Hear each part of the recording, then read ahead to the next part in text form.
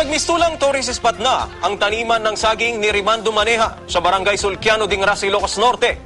Halos araw-araw kasi, dinarayo ito ng mga turista at ng iba pang locals.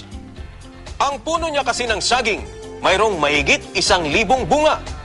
Sa dami, umabot na sa 7 feet ang haba ng isang piling. Yung ma'am, hindi pa lang unana, basit pa lang dito. Yung aktak-taka dito yung naging bagi, hindi no apay nga dito yung saba, kat dumadakkel, kat aging gana kaswiti kinuha na, hindi kwan, di tataod to kasi modernization namin itan. Yung kabil dati Facebook, hindi kwan, nalpas di Facebook, iso di nakakasta, di nagyap upload di Facebook, nakita da, iso nga, di tattao nga nakakita dito yung saba, umay da, kinikita, pinikpicture. Ayon sa may-ari ng puno, galing pa raw sa kanyang tiyuhin sa La Union ang tanim.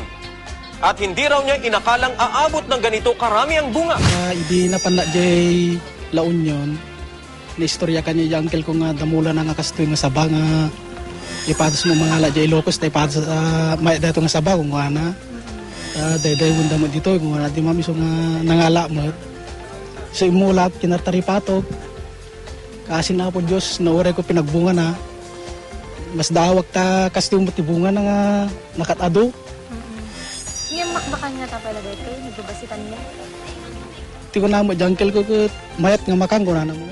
Ang nasabing puno, binisita rin ni Municipal Agriculturist Cornelio Balbesino. Aniya, posibleng ang lupa kung saan nakatanim ang puno ng saging ang dahilan kung bakit dumami ang bunga nito. Sa nagkita ka, ma'am ka, dagiti matla, gagangay nga sa batay dito Ilocos Norte. Dagdag ng Municipal Agriculturist, posible pa raw humaba ang piling na maraming bunga kung maalis ang puso ng saging sa dulo nito.